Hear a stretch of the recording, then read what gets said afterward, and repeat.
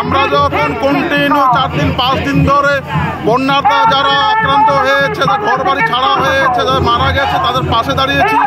সামান্য অন্যটুকু যাওয়ার দোষ গত 5-6 দিন ধরে উত্তরবঙ্গে বন্যার পরিস্থিতি যখন ভারতীয় কার্যকর্তারা সবাই সমস্ত এমপি এমএলএ নেতৃত্বরা মাঠে ময়দানে পড়েছিল, দুর্গতদের পাশে দাঁড়িয়েছিল, যারা মারা গেছে তার পরিবারের পাশে দাঁড়িয়েছিল, সামান্য অন্যটুকু ব্যবস্থা করার চেষ্টা করছিল, তখন এই মুখ্যমন্ত্রী কলকাতায় কার্নিভালে বসে নাচানাচি করছিলেন।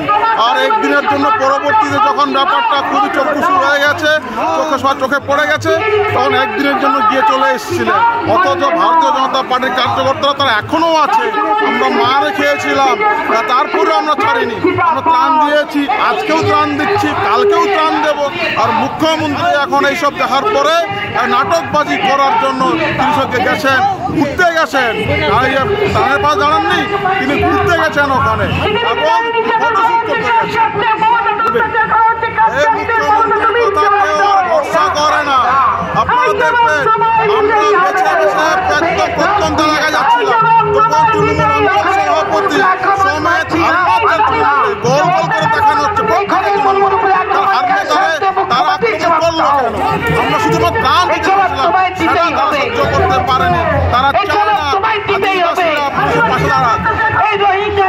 আমরা নিজেরা ভাবিনি, 3-4 দিন প্রথমে গিয়েছিলাম, 3-4 দিন, তার উপরে আমাদের হামলা হয়েছে। আমি ভেবেছিলাম বিচ্ছিন্ন ঘটনা, পরের দিন আমার লাঠি সোনাতে হামলা করা হয়েছে। এতে বোঝাই যাচ্ছে মুখ্যমন্ত্রীর নির্দেশ ছাড়া এখানে একটা পাতা তৃণমূলের। দেখুন, মমতা ব্যানার্জি শুধু আদিবাসীদেরকে প্রলোভন দেখিয়ে উপরে উপরে ভালোবাসে।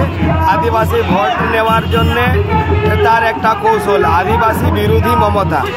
আদিবাসী বিরোধী আছে বলে আদিবাসীর উপরে তৃণমূলের গুন্ডা বাহিনী যেভাবে উত্তর মালদার সাংসদ আদিবাসী নেতা খগেন মুর্মুর উপরে যে আক্রমণ হয়েছে, প্রাণে মেরে দেওয়ার জন্য চেষ্টা করেছে, তার সঙ্গে শঙ্কর ঘোষ ছিল, তাকেও মেরেছে।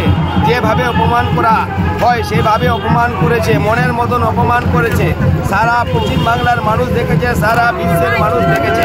তারপরে আপনারা দেখেছেন শুধু মনোজ উপারের আক্রমণ হয়েছে, উনি বিধায়ক, এসটি মানুষ, তার উপরে আক্রমণ হয়েছে। শুধু উনি নন, আপনারা যদি দেখেন বোলপুরের মধ্যে এক আমাদের কন্যা, তার উপরে ক্লাস 7-এর পড়াশোনা করতেন, যেভাবে মাস্টার মশাই তার উপরে যে নিজের মতন করে ব্যবহার করে, রেপ করে, মার্ডার করে, তাকে ধর্ষণ করে 3 টুকরো করে দিয়েছে, তার আমরা সাজা চাই।